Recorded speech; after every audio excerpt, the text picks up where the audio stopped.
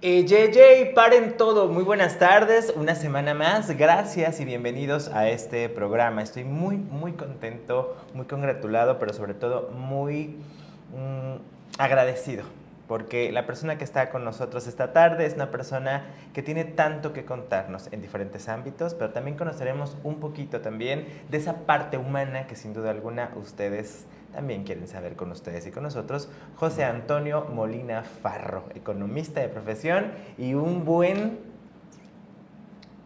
ser humano. ¿Cómo está? ¿Qué Bienvenido. tal, Daniel? Qué gusto. Doble paisano. Doble De paisano, miren nada Tonalá y más. de Chiapas. Amando Chiapas como siempre. Eh, Amar a Chiapas es una pasión, Chiapas. Es ocupación y es preocupación también, mi querido Daniel. Ocupación desde luego porque hay que accionar. Preocupación porque sin duda alguna hay muchos temas que tratar. Sí, Chiapas es una entidad donde el subdesarrollo estructural, histórico, se recicla generacionalmente, ¿no? La pobreza, la exclusión, la desigualdad, las asimetrías regionales. Entonces hay mucho que hacer.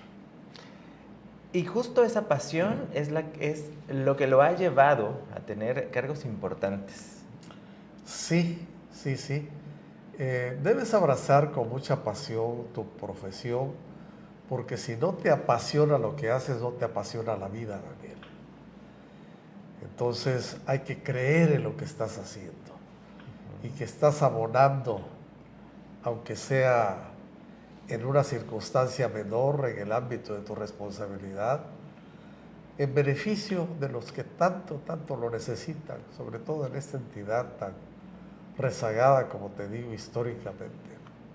Y esa preocupación y esa ocupación lo ha llevado en 7 administraciones justamente. Sí, fíjate, tú he tenido el privilegio y la oportunidad de servir a Chiapas en 7 administraciones, desde que llegó en 1983 el general Absalón Castellanos Domínguez y hasta la administración de 7 administraciones más 10 días con Rutilio Escandón, donde tuvimos la oportunidad de coordinar el plan de gobierno 2018-2024 Miren nada en más. diferentes cargos públicos. Así hemos ¿Y cómo estado. abona justamente esta responsabilidad? Bueno, Sabona te da la oportunidad de que todo lo que aprendiste, todo lo que investigaste, que en mi caso desde los, qué decirte, 18 años antes de ingresar a la Facultad de Economía, ya tenía yo esa preocupación, ¿no? Y la gran pregunta de por qué, con las potencialidades que Chiapas tenía, seguíamos siendo un estado rezagado, con la mayor pobreza, los más altos índices de analfabetismo, deserción escolar, eficiencia terminal, etcétera, ¿no? Entonces, una realidad que agravia, golpea la conciencia y te pones a querer desenmarañar y descubrir la razón del por qué las cosas son así o fueron así o han sido así. Pero si tú hurgas, fíjate, no siempre fue así. Hace aproximadamente 44 años, el PIB per cápita de Chiapas estábamos en el lugar número 14 a nivel nacional. Nuevo León estaba en el tercero. Hoy Nuevo León sigue en el tercer lugar y Chiapas está en el último lugar. Entonces, Desafortunadamente. no avanzar es retroceder, pero aquí ya estamos retrocediendo, desgraciadamente. ¿Cuál es el sentir cuando ven estas estadísticas y cuando además, más allá de las estadísticas, es vivencial? Una cosa tan preocupante como de pronto está el Estado. Bueno, pues te digo que esto lastima y debe acicatear particularmente a jóvenes como tú, del por qué seguimos estando en esta situación. Y hay una cuestión que está en el corazón mismo del sistema político mexicano, que es la falta de continuidad de las políticas públicas. El desarrollo es un fenómeno de largo plazo, Daniel. Sí, sí, sí. Si no se entiende, no es posible avanzar. Esa política de arranque y freno, de que el sucesor ya no continúa con lo positivo del antecesor. Incluso a veces no solo no continúa, lo niega, estigmatiza el pasado y a veces lo persigue. Entonces se necesitan políticas de Estado que por definición son transeccionales. ¿Cómo vas a terminar en 6 años un cuadro de siglos? Una realidad de siglos, lacerante. Es imposible. ¿Qué requerimos? Continuidad en lo positivo. Sin duda alguna, para que todo eso que se pueda a lo mejor y planear, a lo mejor se logra establecer bien y el progreso y además el proceso sea el adecuado. Pero para ello también necesitas, Daniel, una ciudadanía de alta intensidad, que haya una cultura política, una población más educada, mejor educada, mejor informada, más exigente, más crítica, más demandante, con más capacidad de denuncia para evitar las arbitrariedades del poder. Así es, una ciudadanía que además sume y se sume a las exigencias que los pueden mejorar. Sí, así es. En aquel octubre de 1948, ¿se imaginaba José Antonio Molina Farro haber logrado todos estos? Porque si hacemos un repaso de todo lo que ha contribuido tanto a la política como a la sociedad, como a la literatura, pues es extenso. Pero ¿se imaginaba ese niño que salió de Tonalá? Bueno, el nacimiento es un accidente. Yo nací en 48, no me podía imaginar todavía, pues estaba... Pero en 48 se dieron, Daniel, sucesos muy importantes en el ámbito internacional y nacional. El año en que yo nací, se proclamó la Declaración Universal de los Derechos Humanos, que en diciembre pasado cumplió 75 años. Se formalizó la creación del Estado judío en 1948. Obtuvo el premio Nobel de Química un suizo que inventó el DDT, un pesticida para combatir la malaria. ¿Qué más? Nació el rey Carlos de Inglaterra. Se inventó el primer microtransistor. Imagínate la velocidad del conocimiento. Se inventó el disco LP, long play. Tus papás, pues, seguramente. Yo creo. Cuando eran jóvenes y ya adultos lo utilizaron. Y a nivel internacional llega Konrad Adenauer, que en una Alemania destruida moral, económicamente por la guerra, y fortalece la identidad política de los alemanes y logra su reinserción en el ámbito internacional. A nivel nacional, Miguel Alemán, primer presidente civil en el siglo XX, en pleno proceso de industrialización. Y algo muy importante, el Plan Marshall en su apogeo para la reconstrucción de Europa después de la Segunda Guerra Mundial, con el argumento de fortalecer la democracia, evitar una mayor desestabilización financiera de los europeos, que no convenía a los Estados Unidos, e impedir el avance del comunismo. Ese fue el propósito de los Estados Unidos. Acontecimientos importantes en esa época que sin duda alguna trastocan el presente. Sí, pues el padre intelectual de la teoría del gran auge decía: hay que mirar atrás para ver hacia adelante, ¿no? Así es. Entonces hay que conocer el pasado. Es muy importante. Eso te permite explicar mejor tu presente, el hoy, el por qué están las situaciones como están, y a su vez otear el futuro, Daniel. El menor de 6 hermanos. Sí, el Benjamín. Uno de ellos desafortunadamente ya desaparecido, un hermano que era un árbol gigante, hermoso para nosotros, bello, protector, humano, extraordinario ser humano.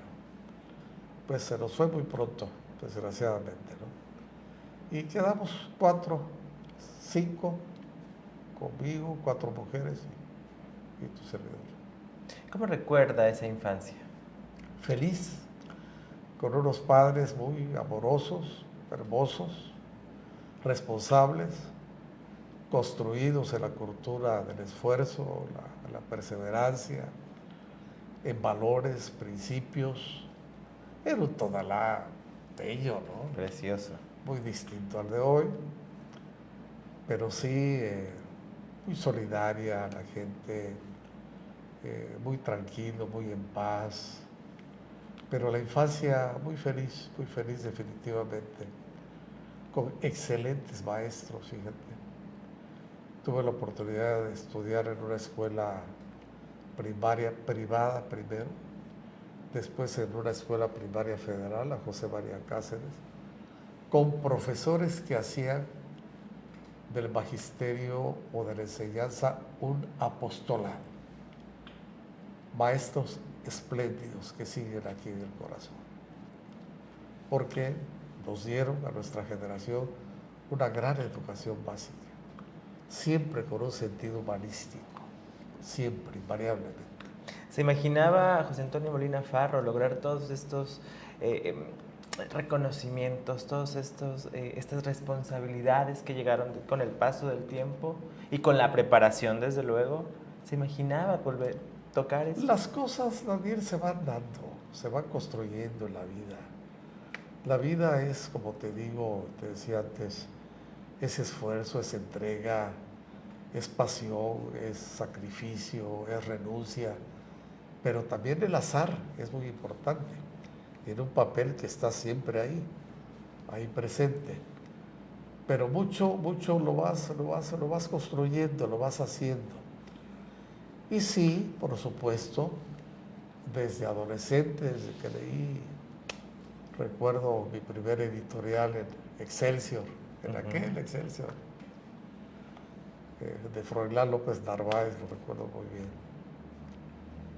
Me entró mucho la inquietud por la lectura, la pasión por la lectura, el descubrir los hallazgos y sobre todo la preocupación, te digo, por Chiapas en cuanto a esta situación que venimos arrastrando de muchos años atrás y por qué los avances de ayer son los rezagos de hoy, los avances de hoy son los rezagos de mañana, como una fatalidad histórica o como una maldición bíblica, que no salimos, no hemos logrado construir acuerdos sociales para dar prioridades en función de presupuestos asignados y sacar adelante estas prioridades con independencia de los partidos que estén en el poder. Bueno, hoy estamos a lo mejor y a punto de vivir una realidad diferente. Hay una apuesta. Me gusta tu optimismo. Que la ciudadanía quiere un nuevo Chiapas, quiere un nuevo semblante. Y bueno, ahora le dan paso a alguien que a lo mejor, ¿qué opinión le merece? Sí, mira, Eduardo Ramírez Aguilar, bueno, ¿qué voy a agregar? Pues es un político de carrera con una gran capacidad de gestión, presidente de la Comisión de Puntos Constitucionales ahí en el Senado, de la mesa directiva, de la Junta de Coordinación Política, secretario de Gobierno aquí, diputado federal, en fin, ha desempeñado muchísimos cargos. Y pues bueno, la esperanza de millones de chiapanecos está en él. Quiero decirte que decía Octavio Paz que somos el pueblo más esperanzado del mundo. Sí. La esperanza se renueva cada 6 años. Y qué bueno que así sea. Mira, acabo de leer a un filósofo, llamado filósofo cristiano, por cierto, de la esperanza, que da una bella definición de esperanza, como darle crédito a la realidad para la posteridad. Para la posteridad. Creencia en el futuro, pues. ¿No? Entonces, la esperanza siempre debe estar presente Siempre decía Ana Frank, no es la miseria que veo, sino la esperanza que aún permanece. O en una novela de Saramago, cuando se está muriendo la amada, él le dice, no te mueras, mantén la esperanza. Y ella, la esperanza, ¿cuál esperanza? La esperanza, nada más que la esperanza, porque con la esperanza descubrimos que aún no tenemos todo.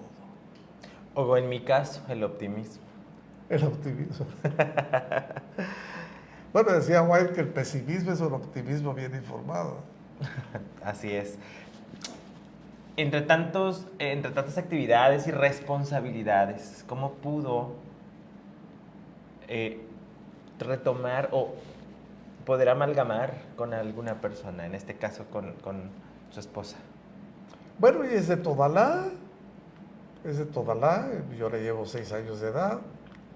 Yo salí de Todalá a los 15 años, fíjate, a vivir con una tía abuela allá en la Ciudad de México, a estudiar en la preparatoria número 5 de Cuapa de la UNAM. Y bueno, las familias se conocían aquí en Todalá, pues ella era una niña, pues no me fijaba yo en ella ni ella en mí, ¿no?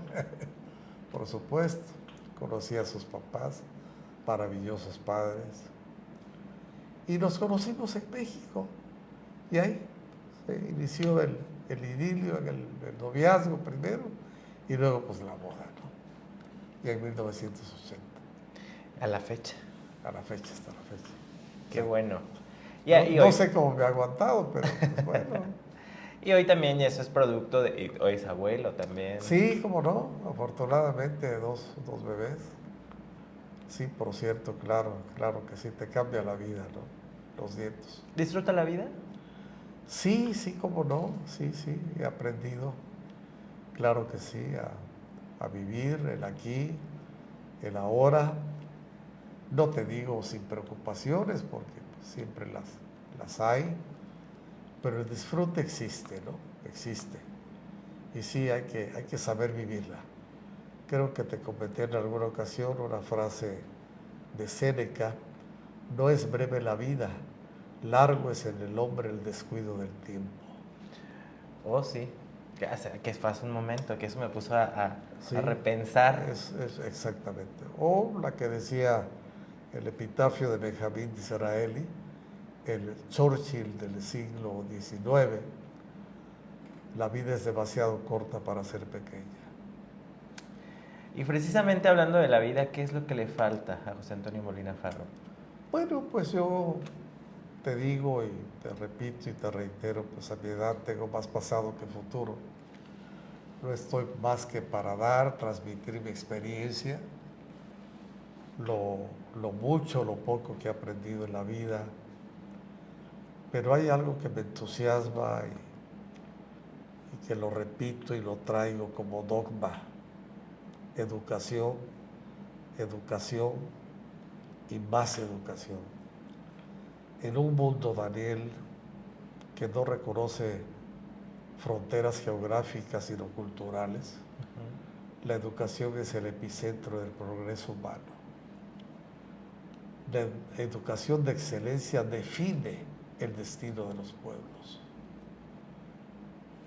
Ahí es donde debemos de enfocar la atención, en la educación, una educación de calidad, de excelencia. Y por supuesto, la capacitación para el trabajo. Ojo, eso es muy importante, para cubrir lagunas tecnológicas muy precisas. Y la educación, te decía yo, porque no olvidemos que el subdesarrollo material va precedido del subdesarrollo intelectual, Daniel. Sí, porque conforme van avanzando, la educación también avanza en las tecnologías. Y cuando hablamos, Daniel, a veces de memoria, darle oportunidad a los jóvenes.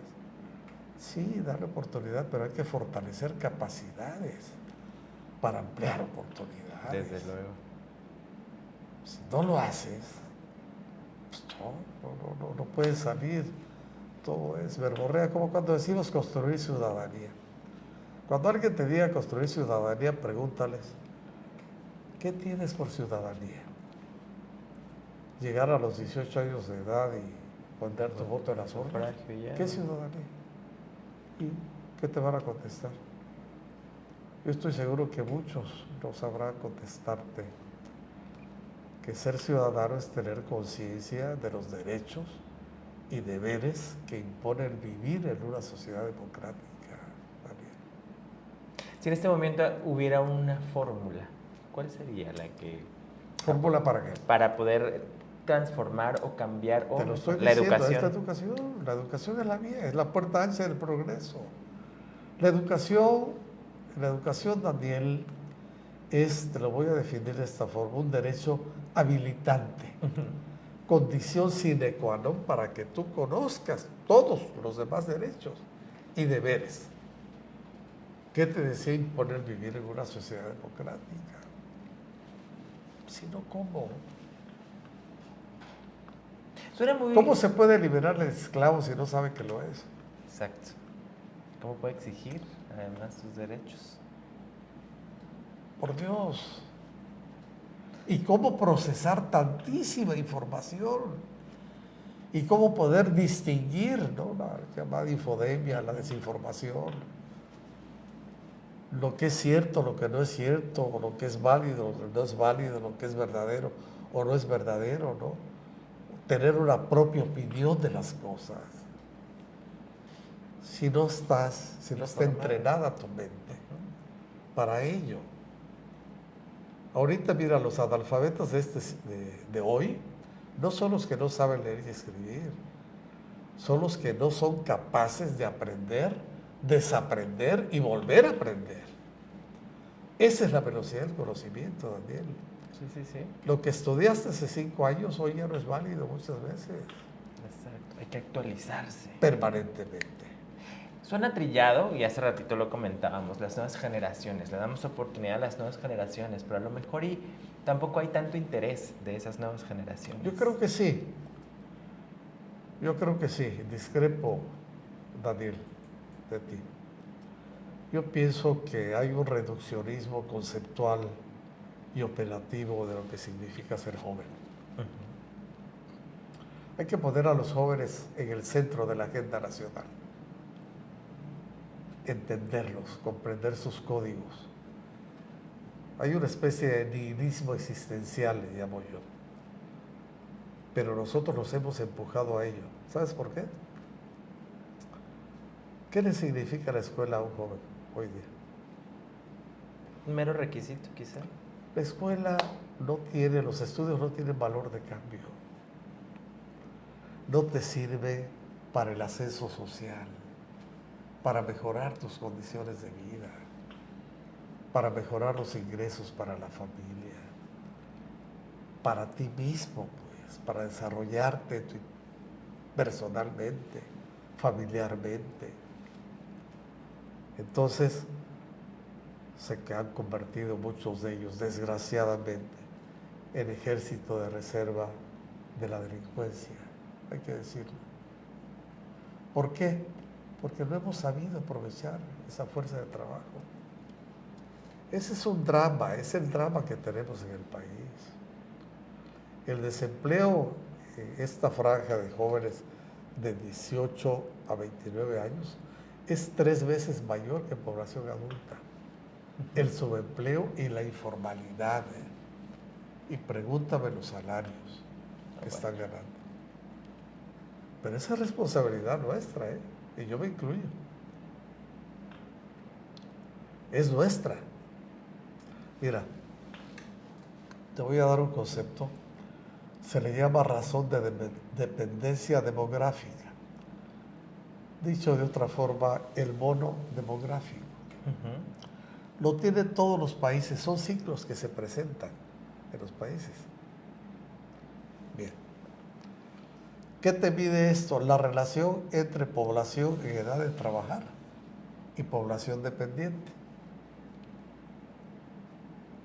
Hasta el 2020, de acuerdo a CONAMPO, el chapaneco hoy día La edad mediana del chiapaneco, así le llama INEGI, es de 25 años. La del mexicano es de 29. Fíjate qué riqueza tenemos. La principal riqueza de un país, de una región, no son sus recursos naturales, son sus jóvenes, sus niños. Esa es la principal riqueza. ¿Qué quiero decirte? Hasta el 2020, la población en edad de trabajar era, o ha sido, porque sigue siendo todavía muy superior a la población en edad dependiente. Ese es el bono demográfico.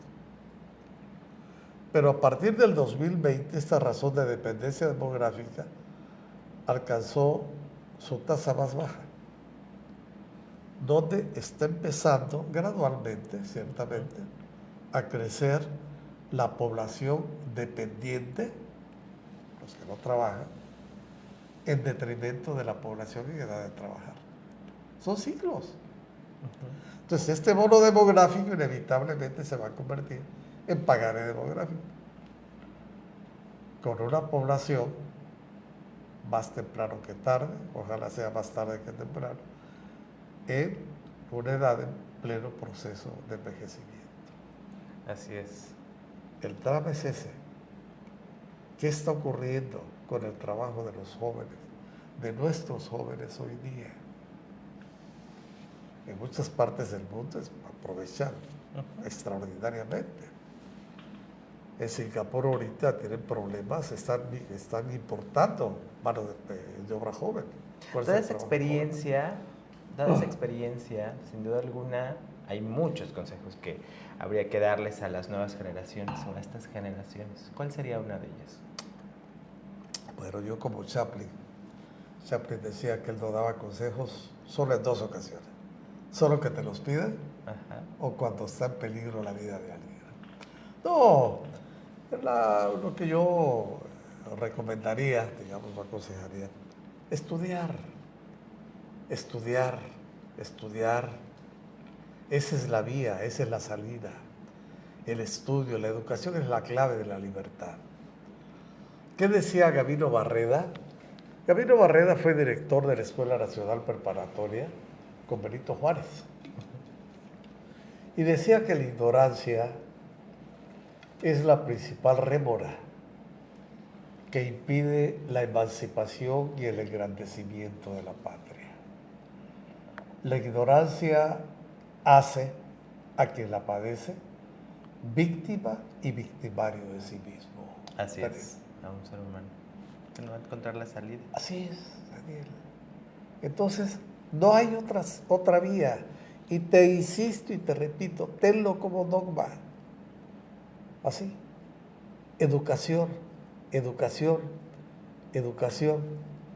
Y aquí sí resalto, tengo que decirlo, no me motiva ningún otro interés, es algo que ha insistido mucho Eduardo Ramírez en esto de la educación. Tuve la oportunidad de leer el libro Plan Chiapas Transformador. El que acaba de presentar, efectivamente me hizo el favor de regalarme uno extraordinario amigo. Y lo estuve leyendo acerca del diagnóstico que hace y la importancia que le está dando a la educación, pero además en las 6 acciones de gobierno de la meseta comiteca, desde la meseta comiteca, que anunció, ahí habla de universalizar becas para estudiantes de preprimaria y educación básica. Esperemos que nos tiene preparado. Ya por último, para finalizar, porque yo quiero seguir platicando, pero el tiempo es oro. Pues cualquier otro ¿Qué día, significa para usted ultimátum? Ultimátum, bueno, quiero decirte que desde hace muchos años, ya varios años, tuve la invitación de mi amigo Ahmed, pero te contextualizo un poco, ya son 75 años de vida. Escribí en varios periódicos, escribí en Excelsior, en la sección Ideas de Excelsior, había una sección que así se llamaba, Ideas. escribí otros diarios también aquí estatales y recibí la invitación de Ahmed y le dije a Ahmed sin censura, yo sé lo que es la prensa también, yo sé cómo se manejan las cosas y tú me conoces, amigo Ahmed, precisamente, amigo Pepe, hermano, porque te conozco, es que te estoy invitando. Esto está abierto. Tú siempre haces críticas constructivas, propuestas. Y bienvenido. En esa situación acepté y afortunadamente así ha sido también. Las puertas abiertas siempre, en profunda libertad de expresión. He enderezado críticas, nunca groseras, nunca acerbas, no ácidas, no malintencionadas, jamás. No críticas ad hominem, para nada. Sí a políticas de gobierno con las que no estoy de acuerdo, eso lo señalo. Sí a eventos específicos lo señalo. Y esa es la grandeza que tiene Ultimátum. Así es. Que da voz a los que no tienen voz incluso. Sí, sí, sí. Entonces, y a una pluralidad de voces. Es posible verlo, leerlo. Y tú ves el tratamiento de diferentes temas que están en la agenda nacional, que están en la agenda estatal, que le preocupan a la gente.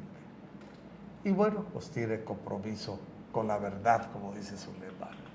La verdad no puede esperar. La verdad no Ha sido un gusto, un honor, un privilegio poderlo conocer y poder platicar Gabriel, un poquito querido. más. Es No, hombre, por una favor. minuta de todo lo que nos tiene que contar. Gabriel, querido, con mucho gusto. Esta es su casa. Gracias, Daniel. Así lo creo. Muchas gracias.